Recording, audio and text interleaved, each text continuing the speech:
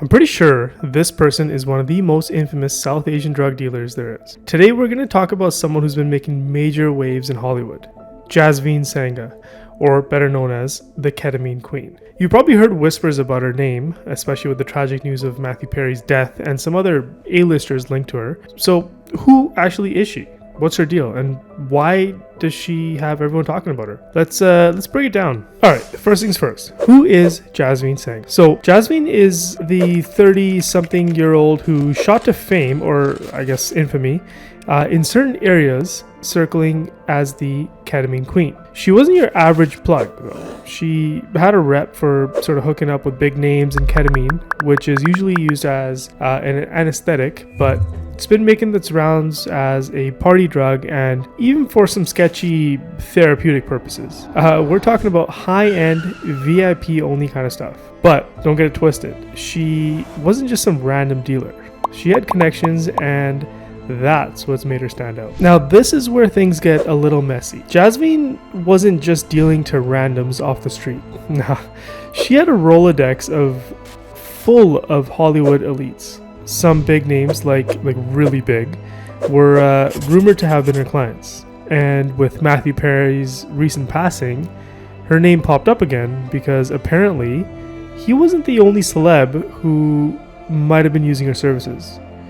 There's a lot of speculation, and while nothing's been officially confirmed, the rumors are enough to make you think twice about what's going on behind closed doors in Tinseltown. So let's switch it to the actual drug itself. What's the big deal about ketamine anyway? Well, it's not just a party drug. I mean, sure, like some people use it to get their out-of-body experience or whatever, but it's also got the dark side. Like, it's super addictive, and when used in the wrong way, it can actually mess you up big time. And we're not just talking about like trippy experiences.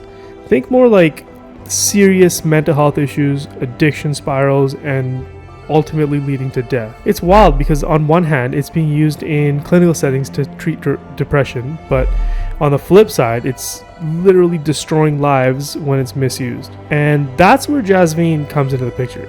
She was allegedly pushing this stuff to people who were sort of already struggling, making a bad situation even worse. So now things get a little shady here. So Matthew Perry's death wasn't the first time people started connecting the dots back to the Ketamine Queen. There have been whispers about other celebs, some who've passed, others who've sort of just gone off the rails, who might have been using her for their supply. And yeah, I mean, Hollywood's no stranger to tragic endings, but when you start seeing patterns, it's hard not to wonder if there's more going on than just bad luck. The rumors about Jasmine being tied to these deaths and struggles have only added fuel to the fire, making her one of the most controversial figures in Hollywood's underbelly right now. So, given everything that's going on with her, what actually happened to Jasmine? Well, after all this heat, she's kind of vanished, like gone off the grid, which obviously understandable. But the damage is done. Her name is out there, and with every new celebrity downfall, people can't help but wonder if she's somehow connected, even moving forward.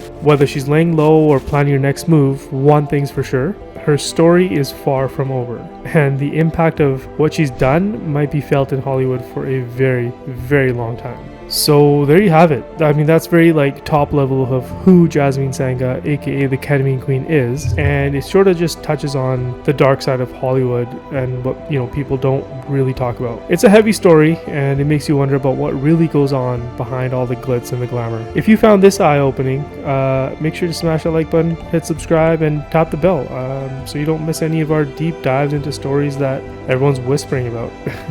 Thanks for hanging out with me today. Stay curious, and I'll catch you in the next one.